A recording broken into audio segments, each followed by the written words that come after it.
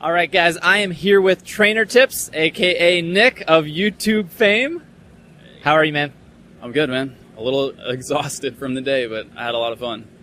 Before we actually talk about Pokemon GO Fest, I want to talk about your YouTube career a bit because it's kind of taken off. How do you feel overall about it? I feel incredibly grateful to have taken off so quickly. My channel grew really fast with Pokemon Go, something like 500,000 subscribers in 2 months, and obviously due in large part to the success of the game. And I'm just really happy that I've been able to sustain that for this long. So yeah, just really happy to be where I am and look back and see how far I've come in the last year. When you started the YouTube channel, I guess no one thinks they're going to make it big so fast, but when you started the YouTube channel, did you think Pokemon Go would have the legs that it does today? Originally, I expected everyone who had ever played Pokemon in their life to pick up the game, you know, fans of the franchise. I didn't expect it to be a viral sensation where literally everyone in the world was playing the game. So I expected it to be big, but nowhere near what it ended up being. And as far as longevity, it's great to see how many people have remained dedicated to the game. And especially being here at Pokemon GO Fest, it's been so cool to see this many people out here and excited to play. I know on your YouTube channel you seem to try other Pokemon things, like Pokemon Duel was a big thing, and I don't know if it really took off the way you wanted it to. Is that just how your audience is? They only want Go from you, but maybe you feel that you want to do more with Pokemon outside of Go? There's definitely a subset of the audience who only want Pokemon Go. There are people who are willing to follow me to whatever I'm doing. I just launched a second channel, which is sort of open-ended, and I think it gained like 40,000 subscribers the first day. So those are all people who are willing to just support what I'm doing, regardless of if it's Pokemon Go or not. But as far as Pokemon Duel, that was it was like a slow time in Pokemon Go. Yeah.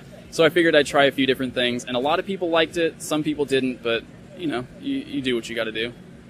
For Pokemon GO Fest today, what I know you could probably talk hours about it, but what's your hot take right now that we know that the event's pretty much over? For me personally, I had a lot of fun meeting everyone. That was really cool for me because, you know, you see the numbers on YouTube, 600,000 subscribers, and you think that's 6 times as many people live in the city where I grew up. But that's unfathomable, really, visually. And to see maybe 15,000 people here today, a lot of whom know me and know my work and appreciate it, it's just really cool to get that kind of perspective on how many people are actually fans of what I do and appreciate what I'm doing. So I think for me, meeting the people was the biggest thing. Do you feel like because you've done videos for a full year, that another year of those same videos won't do as well, or do you feel like there's a point where you can challenge yourself and kind of mix it up? Sorry, that was like a long-winded question. No, that's cool. That's cool. I got it. I feel, first of all, starting the second channel is sort of my way of dealing with that, because it does get repetitive to shoot videos every day based around the same sort of content. So as far as keeping Pokemon Go interesting, for me, I'm trying to travel as much as possible. I have a trip to Hawaii coming up. I have a trip to Europe coming up. And just getting into new environments really keeps things interesting for me because it's all new. If I stay in Long Beach every day in the same environment, that's when it gets stale. But then beyond that, beyond Pokemon Go, I am branching out with the second channel and trying to just open myself up to have more options. If I want to talk about something else, I'm free to do that. We talked about your audience, and that they're very set on Pokemon Go, but does that affect your love of Pokemon outside of Pokemon Go? You have the gym badge tattoo and everything, so clearly you're a longtime Pokemon fan, but sometimes you meet a Pokemon Go person and that's all they want. They don't really see the franchise outside of this game. Yeah, I mean, it's really been surprising to me, honestly, how many people are dedicated to Pokemon Go who maybe have never played a Pokemon game before in their life. And I think that's just sort of a testament to the type of game that it is. You don't have to be a Pokemon fan to enjoy it.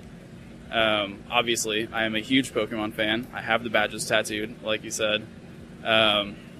Do you see your fan base sticking you into Pokemon Go and preventing you from doing Sun and Moon or X and Y or? No, not at all, because Personally, I don't think I would enjoy doing mainstream Pokemon content as much as I do with Pokemon Go, because, I mean, I'll say it, Pokemon Go is my favorite Pokemon game that's ever been made because it takes place in the real world, and it has that element. And I'm not the type of person who wants to sit at home in front of a webcam with a screen capture playing, 3DS games or anything like that. For me, what really makes it interesting is getting out and getting in the environment. And so I don't feel limited at all by focusing on Pokemon Go because there's so much that you can do with it in terms of travel. Hardest question you probably get asked today. You've probably got asked it a million times. Right. What is your favorite Pokemon? Overall, it's definitely Celebi. The Celebi movie was my favorite Pokemon movie. I just love the backstory that they gave it, the time travel, the protector of the forest, all that. But then from first generation, when Pokemon first launched, my favorite Pokemon was Sandshrew. So it's always got a special place in my heart. Awesome. And finally, I'm sure my listeners know exactly where to find you, but for like the two people that maybe have never heard of you, where can they find you? You can just search Trainer Tips on YouTube, or if you want to type it in old school, youtube.com/c/TRNRTIPS.